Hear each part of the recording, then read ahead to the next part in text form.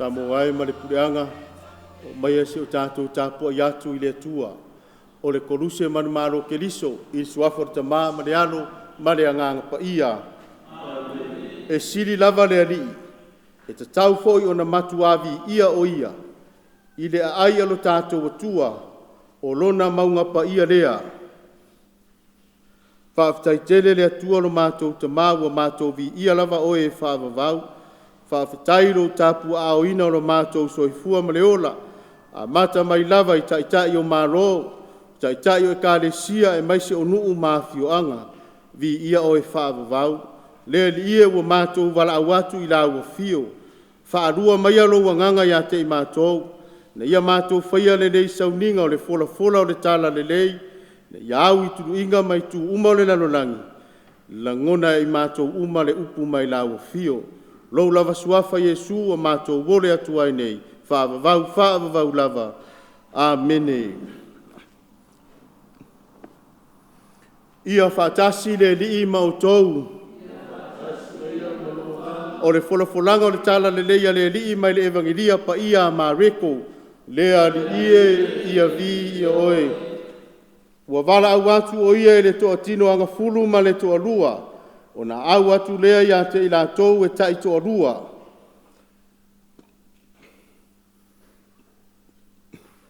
Ua wala au atu o ia e le toa tino anga fulu ma le toa lua. O na au atu lea ia te ila tou e tai toa lua. Ua ia tu atu fo ia te ila tou le pule ia nganga leanga. Mana fetala ia tu ia te ila tou. Aua la tou te ave se mea. Ia la tou malanga. Tau lava o le to'o e tas. Aua se tanga.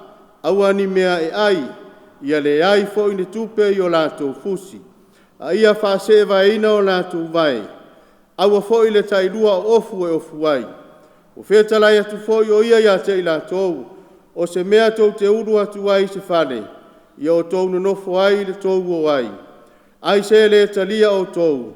Pe le whalongo ia te o tou. A o tou o ese i le mea. I le tou tutu ai le ele na i o tou vai. E whai mamori mau ia te i la tou. Una la tou o atu ai lea. Matala i atu.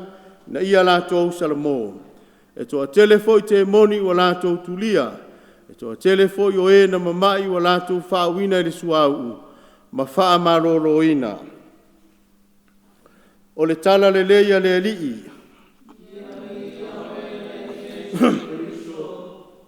Tātou pālongo fo li nei aso i Afioga fola le tātou o li o Iesu Keliso. Mai le evangelia lava mariko lo whaauau le tala le lei o le neva yaso. O le tala o le whao le tanga ma le tala o le ngaluenga alofa Iesu. Ua aua to Iesu o na so e to se fulu ma le to lua. O le mbele ua whai Iesu. E le itu ua o na so e o e taitu o tas. A ua o taitu o lua. O le masani ale atunu.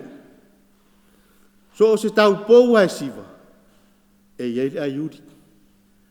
Tau wa o na iei le tangata e ayuri. A siva le teine Samoa. E iei le tama e ai ayuri. E whape nare ai kia leo o whai e Iesu. Wo taito o lua o na so. Ai sea. Leanga e te tau o na o taito o lua. Sila fia le le Iesu. E whainga tāre ngā ruenga. E le te tau o na e alu to tas. E te tau o na e siva. Ai ai uli matua lalo le si mo oe. Mai le mānei o leo. Whape nare ngā ruenga e te tau o na tātou whaia. E le whaito o ta sia le ngā ruenga leanga e le whaingo fie. E siva oe. Ai ai uli lo tātou ori I whaola. O le befo I le na ave a Iesu o na so e o taito o lua. A whai e vai le tasi. La iai le si e whaamalo si au. A whai e iai se si wale fianga lue. Wa ia langona le vai. Wa tau oso fo I le ita I taimi o lai ave le ngā ruenga. A la iai lo na so a tau. O ia le nai whaamalo si au. O ia le nai whaalotu tele. O ia le nai apoapoai. I le whi au mana ngā ruenga. Le ale tala na maua. Fo I mai o na so ia Iesu. Fo I mai mare fia. Iesu mātou whaamalo lo mai. Na mātou tutuli te moni lo suafa. Ua mawhai o na mātou wha uwina tangata. Aisea, leanga o le ngaruenga sao lo olo pito waa. sa ngā lulu e whaatasi. Ai manatu foi, e te tau ona whaapena o e maa. A whai o oe o taitai o mālo, e leo nā ma le laina, le ngase a mālo o iai nei sa moa ma o ne taitai. Ia manatua, o loo ai uli Iesu lau tō ngā ruenga. O loo ai uli lo tātou ori i whaola, i o tō whaiva alo filima. O loo iai o loo tāpua ia o tō whaiva, o lo tātou ori i o Iesu Keriso. O le aso le nei, whaamamalu e le Ekalesia, sa ngato Paulo Miki, mauna so. E wa ai e le ialu na o tamau Paulo. O na so, to alua se fulu ma le 5 pea, aisia, na o i whaila la tō ngā luenga, o le ngā luenga whaola. Le ale me na o iai, na male tile foi, na whasi o tia foi la tō, aisia, le anga whai mai o le toto male tile, o le ola lea o le Ekalesia. O le ola lea o le Ekalesia, a o pine wha mauia, o le ausa ngato ma le ausa ngata. I lalato ngā luenga fi tā sa whea ngai mai la tō. O tātou ngā luenga fo, tātou te o ai le mamalu o le atua. Pei ona iai le au apostolo, pei ona iai Iesu, wa ana le tau Iesu le kolusi, e le nofo i le mamalu o lona tama. Ana le ngā pātia le au apostolo, tātou te le maua ia whaamanu ianga. O le whaamalosi le nā mo i tātou le nuu o le atua.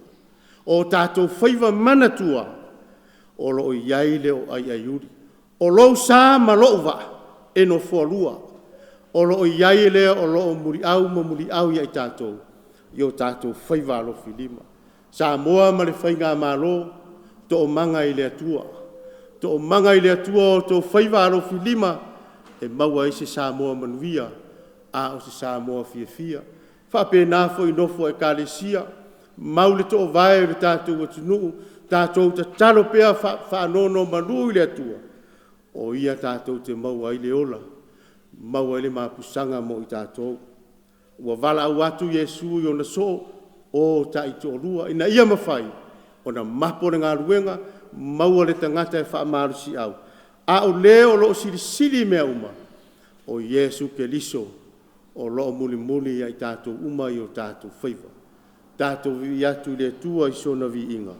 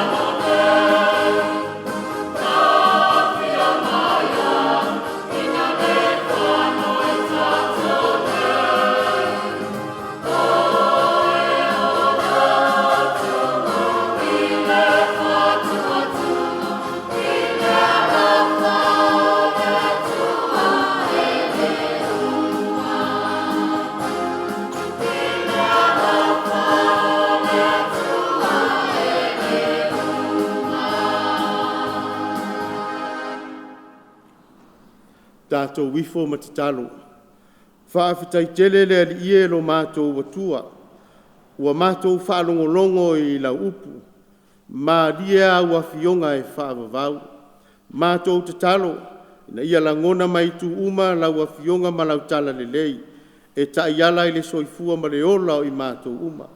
Le ali ie a whai o ani whaingatā ma ni whaafita auli o whea ngai ma se o mātou mālo le ali ie i o na tai. O oe lava e te anga lelei a te i mātou. O oe mauailo mātou toa fi mālie. Lo mātou fi le mu pe a whai mātou te tepa taulai la ufio.